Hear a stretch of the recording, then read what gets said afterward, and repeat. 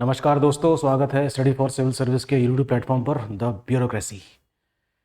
पिछले लेक्चर में हमने ज्योग्राफी के क्लाइमेटोलॉजी वाले पार्ट को समझने का प्रयास किया था, जिसमें हमने देखने की कोशिश की थी और होपफुली आपको समझ में भी आया होगा कि वर्ल्ड क्लाइमेट कितने जोन्स में डिवाइड है और उसको डिवाइड करने वाले कौन कौन से क्लाइमेटोलॉजिस्ट हैं। क्लाइमेटोलॉजिस्ट ने बहुत मेहनत करी होगी उन सभी क्लाइमेट जोन को मैक्रो लेवल और माइक्रो लेवल पर डिवाइड करने के लिए।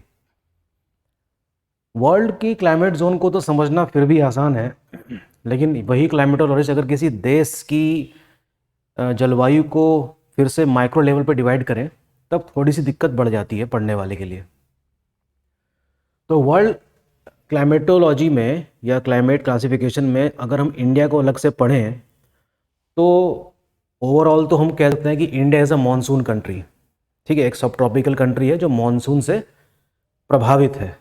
लेकिन इंडिया खुद इतनी डाइवर्स है अपनी ज्योग्राफी की वजह से कि उसमें भी कई सारे क्लाइमेट जोन बन जाते हैं। ऐसे ही जब हम उत्तराखंड की बात करते हैं तो उत्तराखंड को भी हम कई सारे क्लाइमेट पार्ट में डिवाइड कर सकते हैं। ये हमारी चर्चा थी कल की। आज थोड़ा सा हम देखते हैं इंडियन ज्योग्राफी को, क्योंकि UP PCS, UPSC, Uttarakhand PCS और जितने भी स्टेट पीसीएस वाले एग्ज़ाम हैं उन सब में इंडियन ज्योग्राफी से भी काफ़ी क्वेश्चन आते हैं। ठीक, तो इंडियन ज्योग्राफी में हमको पढ़ना क्या क्या है इस पे चर्चा कर लेते हैं और इस चर्चा में ही आप तक कई बातें पहुंच जाएंगी जो आपके काम की होंगी। ठीक, तो सबसे पहले हमें इंडियन ज्योग्राफी को समझने के लिए कम से कम जिस चीज़ की ज़रूरत है उसका नाम है इंडिया का मैप। फिजिकल फीचर यानी कि भारत का जो भौतिक स्वरूप है इसे हम उसके मैप से ही समझ सकते हैं। तो मैं मैप में आपके सामने बनाता हूँ, रफ फिगर बनाऊंगा और सारी बातें आपको समझ में आएंगी। ठीक, देखिए ये हमने बनाया गुजरात, ठीक, और इस तरीके से भारत देश ऐसे है। ये बन गया हमारा पेनिनसुलर इंडिया वाला पार्ट, आपको समझ में आ रहा होगा मेरे ख्याल से। इसको मैं फिर से बनाऊंगा क्योंकि थोड़ा सा ये इस तरफ एक तरफ झुका जा रहा था। तो ये है आपका गुजरात वाला पार्ट और इस तरीके से हम देखते हैं यहाँ पे साउथ इंडिया और ये पेनिनसुलर वाला पार्ट शुरू होता है कुछ इस तरीके से। ठीक, थोड़ा सा पतला बन गया लेकिन काम चल जाएगा। और यहाँ मैं इसको ऐसे बनाता हूँ, ठीक है, हिमालयन रेंज मान के। ठीक है, यहाँ पर मैं कुछ इस तरीके से आप रफली समझ सकते हैं कि ये नॉर्थ ईस्ट वाला इलाका है। तो सबसे पहले हमको क्या समझना है? सबसे पहले तो हमको समझना है कि इंडिया की जो पोजीशन है वर्ल्ड मैप में वो क्या है, जिसके लिए आपको लैटिट्यूड यानी कि अक्षांशीय विस्तार और उसका जो देशांतरी विस्तार है, ये किसी भी किताब में सबसे पहला चैप्टर जो इंडियन ज्योग्राफी का होता है वो यही होता है। तो इसमें आपको पता चलता है कि जैसे यहाँ पर अंडमान निकोबार के आइलैंड्स थोड़ा और भी साउथ में जाके हैं। इंडिया के मेनलैंड, इंडिया की जो मुख्य भूमि है वो 8 डिग्री से स्टार्ट नहीं होती, वो शुरू होती है कहाँ से? अंडमान निकोबार से। तो 8 डिग्री से लेकर लगभग 38 डिग्री तक, 38 डिग्री में अप्रॉक्सीमेट लिख रहा हूँ, ये इसका एक्सटेंशन है इंडिया का। और इसी तरीके से क्या है, ये लॉन्गिट्यूड है और कहाँ तक गया है, इसको हम मान लेते हैं लगभग 68 डिग्री के आसपास east of what, east of जो GMT, east of GMT. India is lies to the east of the GMT. तो जैसे जैसे हम इस तरफ आएंगे, ईस्ट की तरफ आएंगे, तो India lies in the eastern hemisphere और इसका जो एक्सटेंशन है वो कहाँ तक हुआ है? ऑलमोस्ट 98 डिग्री ईस्ट तक। ठीक, तो ये आपको सबसे पहले पढ़ना होगा। हालांकि कोई ऐसा कुछ नहीं कि पढ़ के समझ में नहीं आएगा, सब कुछ समझ में आएगा। तो सारी पोजीशन समझ में आ जाएंगी। किताबों में दिया है इसके बाउंड्रीज, कंट्रीज कौन कौन सी हैं, सबसे लंबी सीमा इसकी किससे बनती है, भारत 7वें नंबर का सबसे बड़ा देश है, सबसे लंबी सीमा किस देश से बनती है, सबसे छोटी सीमा किस चीज़ से बनती है। ये सारी जो जीके की नेचर की जो चीज़ें हैं वो आपको पहले पन्ने में या दूसरे पन्ने में देखने को मिल जाएंगी। ठीक, कोई दिक्कत नहीं है इसको समझने में, सब कुछ समझ में आएगा आपको। ठीक है, इसको मिटा देते हैं। फिर आता है आपका फिजिकल फीचर, जो आपको पढ़ना होगा। क्या पढ़ना होगा? Physical feature. यानी कि भारत का भौतिक स्वरूप, भौतिक स्वरूप, मैं यहाँ पर हिंदी में भी लिख देता हूँ, भौतिक स्वरूप भारत का। भौतिक स्वरूप मतलब जो चीज़ें नेचुरली बनी हैं, मैन मेड नहीं है। जैसे कि पहाड़ हमने नहीं बनाए, पहाड़ अपनी जियोलॉजिकल प्रक्रिया से बने हैं, है ना। नदियाँ हमने नहीं बना दी, प्लेट्यू हमने नहीं बनाए। तो इन सब के बारे में पढ़ना है। तो बड़े मज़े की बात यह है कि इंडिया में कई सारे डिफरेंट डिफरेंट फिजिकल फीचर्स आपको देखने को मिलेंगे, कई सारे लैंड फॉर्म्स देखने को मिलेंगे। इसीलिए इंडिया इतना डाइवर्स हो जाता है ज्योग्राफिकल पॉइंट ऑफ व्यू से भी। ठीक, तो सबसे पहले आपको मिलेगा मौका पढ़ने का माउंटेन सिस्टम का। ठीक, क्या पढ़ते हैं आप सबसे पहले? भारत की पर्वत प्रणाली। ठीक, भारत की पर्वत प्रणाली सबसे पहले पढ़ते हैं आप, किसी भी बुक में दिया होता है ये। ठीक, तो ये भी दो टाइप के हैं हमारे पास, एक तो है हिमालयाज और एक है पेनिनसुलर माउंटेन। दोनों के बनने की प्रक्रिया क्या है, अलग अलग है। हिमालयी पर्वत और एक प्रायद्वीपीय पर्वत। इसमें आपको रेंजेस दिखाई देंगी, trans Himalaya, great Himalaya, lesser Himalaya और शिवालिक। बहुत इंपॉर्टेंस है इन सभी रेंजेस की, एग्ज़ाम में बहुत क्वेश्चन आते हैं, मैप बेस्ड क्वेश्चन आते हैं। कश्मीर में जैसे कि जस्कर रेंज है, ठीक है, धौलाधर रेंज है, पीर पंजाल रेंज है, इस तरह की जितनी भी श्रेणियां हैं मिक्स करके, ट्रांस हिमालय की, ग्रेटर हिमालय की, लेसर हिमालय की, कहेगा आपसे कि नॉर्थ टू साउथ या साउथ टू नॉर्थ इसको क्रम में लगाइए। तो यहाँ से यूपीएससी खास तौर पर बड़े ही शानदार क्वेश्चन पूछता है। कुछ माउंटेन पीक्स भी हैं यहाँ पर जो लगभग सिमिलर हाइट्स की हैं, उनको क्या नाम है क्रम में लगाने के लिए क्वेश्चन दे देता है आपको। तो पढ़ना ही होगा आपको, कैसे बना, कितना ऊंचा है, कितने किलोमीटर की रेंज है, वगैरह वगैरह। इसी में जब हम नॉर्थ ईस्ट वाले स्टेट में पहुंचते हैं तब इसी हिमालय को पूर्वांचल हिल्स के नाम से जाना जाता है। पूर्वांचल हिल्स, या उसको कह देंगे पूर्वांचल की पहाड़ियाँ। ठीक, मैप बेस्ड क्वेश्चन बनने की संभावना यहाँ से बहुत अधिक है। ठीक, और दूसरी बात, पेनिनसुला जब हम पहुँचते हैं तो पेनिनसुला के जो माउंटेन हैं उनको हम हिमालय की माउंटेन की श्रेणी में नहीं रख सकते। उनकी भी रेंजेस हैं, सतपुड़ा है, अजंता है, अरावली है, बाबा बुदान पहाड़ियाँ हैं, नीलगिरी है, ठीक है ना, कार्डमम हिल्स है। ये सारी north to south, south to north लगाने में आती है।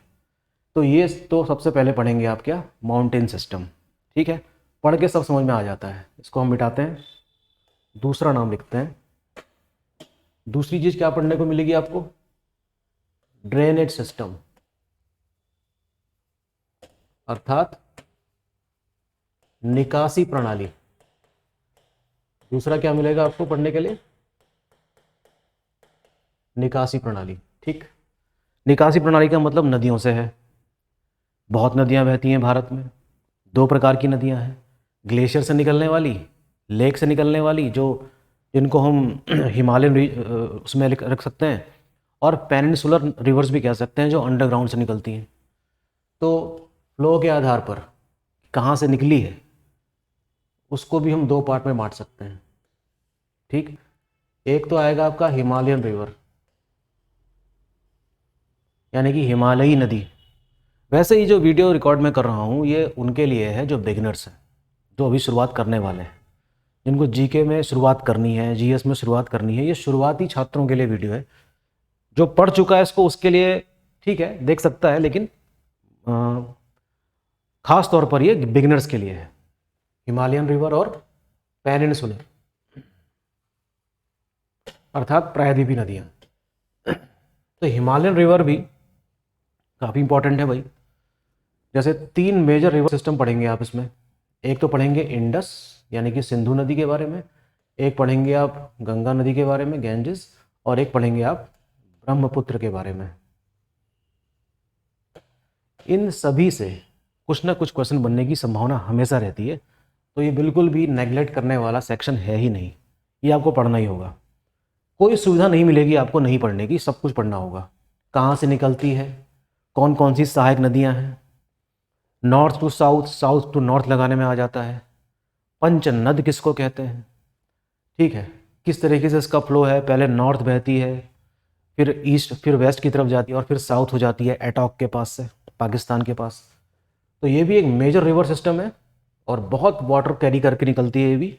और पूरा जो पंजाब है, जो एंटायर पंजाब रीजन, जो पंजाब प्लेन है, वो इंडस रिवर के कारण बना है। ठीक, पंजाब यानी कि 5 नदियों का प्लेन है। ठीक है, जैसे कि झेलम, सतलज, चेनाब, रावी, व्यास, ये सारी नदियाँ मिलकर उस रीजन को बहुत ही फर्टाइल रीजन बना देती हैं। गंगा के बारे में हमने उत्तराखंड वाले लेक्चर में थोड़ा बहुत शायद पढ़ा था, नहीं पढ़ेंगे, और ये इंडियन ज्योग्राफी में भी इसको पढ़ना पड़ेगा। कैसे ये इंडिया में बहने वाली सबसे बड़ी नदी है और इसकी सहायक नदियों का भी काफ़ी इंपॉर्टेंट रोल है। नदियाँ जो हिमालय की हैं सदाबहार कही जाती हैं क्योंकि इसमें पानी बहुत ज़्यादा होता है और ये गर्मियों में भी नहीं सूखती। हाँ, थोड़ी बहुत गर्मी पड़ने पर थोड़ी पानी की तो कमी हो ही जाती है, लेकिन हम कह सकते हैं कि इतने में इतना पोटेंशियल है इस नदियों में कि ये हाइड्रो पावर जनरेट करने के लिए हमेशा सक्षम है। इसी प्रकार से ब्रह्मपुत्र नदी, तो ब्रह्मपुत्र नदी हो, चाहे इंडस हो, चाहे गंगा हो, इन तीनों को हम एक ही कैटेगरी में रखते हैं, अर्थात ये एक हिमालयन रिवर है। ये रही इंडस रिवर और उसकी कुछ सहायक नदियाँ जो आपको मैप में देख के समझ में आएगा। ये रही गंगा नदी, ये रही यमुना नदी और उसकी कई सारी सहायक नदियाँ। गंगा नदी को बहुत पानी मिलता है उसकी सहायक नदियों से। ठीक, और इसी प्रकार ब्रह्मपुत्र नदी का भी आपको पैटर्न समझ में आएगा। बहुत बड़ा यू बनाती है वो इस तरीके से और ऐसे बहते हुए आती है और फाइनली गंगा में मिल जाती है, इस तरीके से आती है और ये मिल जाती है। मिलने के बाद इनका नाम अलग पड़ जाता है, वो सारी बातें हम समझेंगे जब इसको डिटेल में पढ़ा जाएगा। तो ये तो हिमालयन रिवर हो गई। इसी तरीके से साउथ इंडिया वाली जो नदियाँ हैं वो भी 2 टाइप की हैं according to the direction. East में बहने वाली नदी और वेस्ट में बहने वाली नदी। ईस्ट में बहने वाली नदी डेल्टा बनाती है, वेस्ट में बहने वाली नदी एस्चुरी बनाती है। क्यों बनाती है बताऊंगा बाद में। जबकि हिमालय से निकलने वाली सभी नदियाँ किसका निर्माण करती हैं, डेल्टा का। चाहे ब्रह्मपुत्र गंगा का तो खैर मिलके बनता है जिसको हम सुंदरबन डेल्टा कहते हैं, और इंडस भी काफ़ी बड़ा डेल्टा बना लेती है अरब सागर में गिरने से पहले। तो इनके बारे में पढ़ना होगा आपको, बहुत इंपॉर्टेंट है। हमेशा किसी भी एग्ज़ाम में जिसमें जीएस है, यहाँ से क्वेश्चन हमेशा 2 से 3 क्वेश्चन मिलने की पूरी संभावना रहती है। यूपीएससी के पूछने का तरीका थोड़ा अलग रहता है, ठीक है, लेकिन आएगा ज़रूर। जैसे कि साउथ इंडिया में पिछले साल में को याद आ रहा है कि उसने सीडीएस वाले एग्ज़ाम में कुछ ऐसी नदियों के नाम पूछ लिए थे जो हम अमूमन पढ़ते नहीं हैं लेकिन आया था। ये सारी बातें आपको बताई जाएंगी। ठीक, जैसे कि गंगा के बारे में नहीं पूछेगा, उसकी सहायक नदी के बारे में पूछ लेगा। ठीक है, नर्मदा की सहायक नदियाँ अक्सर नहीं याद रहती हैं, गोदावरी, कृष्णा, है ना, कावेरी। बजाय इन मेन रिवर्स के बजाय वो किसके बारे में पूछ लेता है, उनकी सहायक नदियों के बारे में। सुवर्ण रेखा एक अपना अजीब मतलब एक अनोखा सिस्टम है, वो इन सिस्टम में उसको शामिल नहीं किया जाता। ठीक, तो यहाँ से भी आपको कई चीज़ें पढ़ने का मौका मिलेगा जो एग्जामिनेशन के लिए काफ़ी इंपॉर्टेंट है।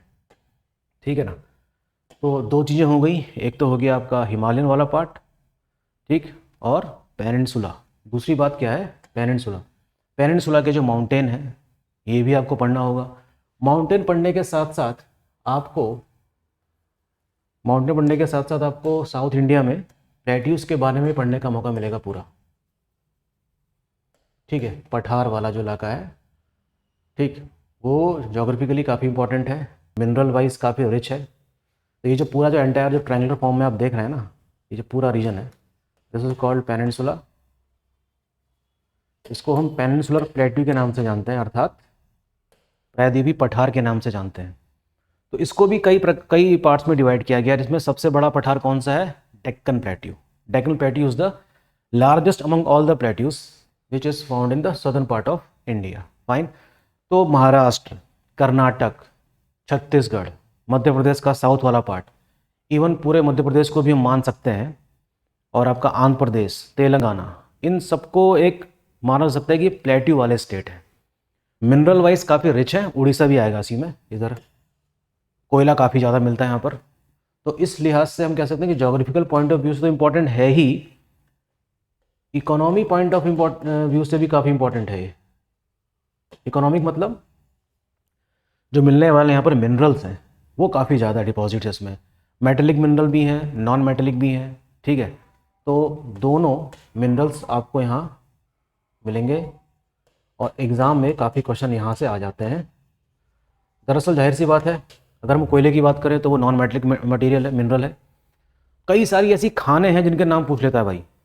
ऐसे ही लोहे की कई सारी क्या है, खाने हैं, माइंस हैं, जहाँ से क्वेश्चन आ जाते हैं। ठीक, तो ये काफ़ी इंपॉर्टेंट सेक्शन होगा आपका पढ़ने के दौरान। मैंने दोनों चीज़ें एक साथ बता दी इसमें। तो अगर तीसरा मैं प्लेटिव लिख रहा हूँ तो चौथे में मैं लिख दूंगा आपका मिनरल्स के बारे में आपको पढ़ना होगा यहाँ पर साथ साथ। काफ़ी इंपॉर्टेंट है कि भारत किस चीज़ का इंपोर्ट करवाता है, क्या चीज़ एक्सपोर्ट करता है। बहुत क्वेश्चन आते हैं यूपी पीसीएस में, खास तौर पे यहाँ से काफ़ी क्वेश्चन आ जाते हैं। माइंस के नाम पूछ लेता है यूपी पीसीएस तो, ठीक है। Very important section, can not be overseen. ठीक है, आगे देखिए, पांचवी चीज़ जो है इसमें वो आपको एनवायरमेंटल पॉइंट ऑफ व्यू से समझनी होगी, जिसमें दो चीज़ें हैं। एक तो है यहाँ पर देखो, एक पहाड़ियाँ हैं जिसका नाम है सह्याद्री, सह्याद्री माउंटेन कहते हैं इसको, और इस पूरे इलाके को नाम दिया गया है वेस्टर्न घाट, अर्थात पश्चिमी घाट। और यहाँ जो है माउंटेन रेंज, इसको नाम दिया गया है ईस्टर्न घाट। इसका तो मैं आपको डिटेल वर्जन करवाऊंगा। कोई भी क्वेश्चन अगर यहाँ से आ जाए और मेरा लेक्चर जो इसमें चलेगा, संभवतः तो आप वो क्वेश्चन सॉल्व करने की स्थिति में आ जाएंगे। ठीक, इसमें मेरे पास बहुत शानदार डायग्राम्स भी हैं जो मैं आपको, जब हम इस वाले पार्ट में पहुँचेंगे तो मैं आपको समझाऊंगा। यहाँ से भी क्वेश्चन आ जाते हैं क्योंकि ये एक इको सेंसिटिव रीजन है। ठीक है, काफ़ी संवेदनशील क्षेत्र है। वेस्टर्न घाट का इलाका यूनेस्को की धरोहर सूची में भी शामिल है। और हाल ही में अभी हम एक टाइगर रिजर्व की मैं नाम सुन रहा था, जिसको है तो वो वाइल्ड लाइफ सेंचुरी, लेकिन उसको अब टाइगर रिजर्व बनाने की बात चल रही है, गोवा के नॉर्थ पार्ट में है। ठीक है, मुझे नाम याद नहीं आ रहा है अभी, मैं आपको बताऊंगा। ठीक है, चर्चा में है काफ़ी मामला। तो ज्योग्राफी से जो चर्चा में मामले हैं वो भी एग्जाम में क्वेश्चन आ जाते हैं करंट इवेंट के रूप में। तो यूपीएससी करंट इवेंट के भी कुछ पार्ट्स रख देगा उसमें, और उसकी ज्योग्राफिकल इंपॉर्टेंस भी रख देता है। तो एनवायरमेंटल सेक्शन से भी यहाँ से क्वेश्चन बनने की संभावना रहती है, वेस्टर्न घाट से, ईस्टर्न घाट से। ठीक है, और ये रीजन काफ़ी बारिश भी रिसीव करता है, हाई रेनफॉल रिसीव करने वाला रीजन है। ठीक है, तो इस तरह से जो फिजिकल सेटअप है इंडिया का, वहाँ से काफ़ी क्वेश्चन बनने की संभावना हमेशा रहती है, और इसको पढ़ने और समझने में बहुत ज़्यादा समय नहीं लगता। ठीक, नेक्स्ट हमको देखना होगा इंडिया का क्लाइमेट। क्लाइमेट में हमको पढ़ने होंगे वो कौन कौन से 4 सीजन्स हैं जो इंडिया के अलग अलग हिस्सों में महसूस किए जाते हैं। मुख्य रूप से 4 सीज़न हैं। भारत को एक मानसूनी देश भी कहा जाता है, तो जाहिर सी बात है कि जब हम मानसून के बारे में पढ़ेंगे तो उसके पूरे मैकेनिज्म को समझना होगा, एल नीनो को जानना होगा, एनसो को जानना होगा। ठीक, तो कैसे कैसे हमारी जो स्ट्रीम्स हैं मानसून की वो पहुंचती हैं इंडिया के अलग अलग हिस्सों में और बारिश करवाती हैं। कैसे इंडिया में, क्या पूरे वर्ल्ड में होने वाली जो बारिश है उसको हम ओरोग्राफिक रेनफॉल की श्रेणी में क्यों रखते हैं। ओरोग्राफिक का मतलब यहाँ पर है पर्वतीय वर्षा। जैसे कि मान लीजिए कि ये माउंटेन है और बादल इस तरफ है, यहाँ पर बारिश हो रही है, जाहिर सी बात है। तो पर्वत ने क्या किया, पर्वत ने क्या कर दिया, बादलों को रोक दिया है, बारिश करवा रहा है। इसका मतलब ये हुआ जहाँ पर्वत नहीं होंगे वहाँ बारिश नहीं होगी, या अगर ऐसी स्थिति में होंगे कि मॉनसून विंड्स उसके पैरेलल बह जाएगी और बारिश नहीं कराएगी। तो क्या इंडिया में ऐसी स्थितियाँ बनती हैं कि जहाँ पर बहुत अधिक और जहाँ पर बहुत कम या नहीं के बराबर बारिश होती है? बिल्कुल बनती है। जैसे कि अरावली की सिचुएशन देख लीजिए, तो ये पूरा रीजन जो है वो बारिश प्राप्त नहीं कर पाता। This region receives very heavy rainfall, this part, and this जो रेन शेडो एरिया में आ जाता है पेनिनसुलर इंडिया के पार्ट में, रिसीव्स वेरी लेस रेनफॉल। तो एग्रीकल्चर एक्टिविटी को प्रभावित करता है ना, बारिश का कम होना। इसी प्रकार से हम देखते हैं कि हिमालय की मौजूदगी की वजह से नॉर्थ इंडिया वाले पार्ट को ठीक ठाक बारिश मिल जाती है, ठीक ठाक मिल जाती है, अच्छी मिल जाती है। और जब दो स्ट्रीम्स हैं, बे ऑफ बंगाल से आने वाली और एक अरेबियन सी से आने वाली, जब दोनों स्ट्रीम एक साथ मिलती हैं नॉर्थ ईस्ट वाले पार्ट के हिमालयाज में, तो वहाँ पर खूब बारिश करवाती हैं। वहाँ भी इस प्रकार का इको सेंसिटिव जोन क्रिएट होता है। So we have 2 places in India that receives ample amount of rainfall. उसका नाम सुना होगा आपने, मेघालय में चेरापूंजी और मौसिन रैम का। They are suppose to be the highest rain receiving areas in the world, the wettest place of the earth. ठीक है, तो ये तो हो गया इंडियन ज्योग्राफी का फिजिकल सेटअप और कुछ एनवायरमेंटल सेक्शन या कह सकते हैं इश्यूज जो इससे जुड़े हुए होंगे। अगले लेक्चर में हम देखेंगे कि और हमें क्या क्या देखना होगा इंडियन ज्योग्राफी में ही, क्योंकि कई सारे पार्ट हैं इसमें। इकोनॉमिक ज्योग्राफी है, ट्रांसपोर्टेशन है, और जो डेडिकेटेड कॉरिडोर बनाया गया है भारत सरकार के द्वारा रेलवेज ट्रांसपोर्टेशन पे, वो क्या चीज़ है उसको भी समझने का प्रयास करेंगे, क्योंकि यूपीएससी हाई एंड क्वेश्चन पूछता है। बेसिक्स क्वेश्चन पूछने वाले ज़माने गए, लेकिन इसका मतलब ये नहीं है आप सीधे हाई एंड वहाँ पहुँच जाएंगे। वो समझ में आएगा ही तब जब आपके बेसिक्स क्लियर हो। ठीक, तो मिलते हैं नेक्स्ट लेक्चर में और इससे आगे की बात करते हैं। तब तक फ़िलहाल जो लेक्चर मैंने अभी दिया है उसको सुनने के बाद अगर आप अपनी बुक से पढ़ना शुरू करते हैं तो संभवतः आपको चीज़ें समझ में आएंगी। ठीक है, तब तक बने रहिए स्टडी फॉर सिविल सर्विस के साथ और ऑल द बेस्ट। मिलते हैं कल। Thank you.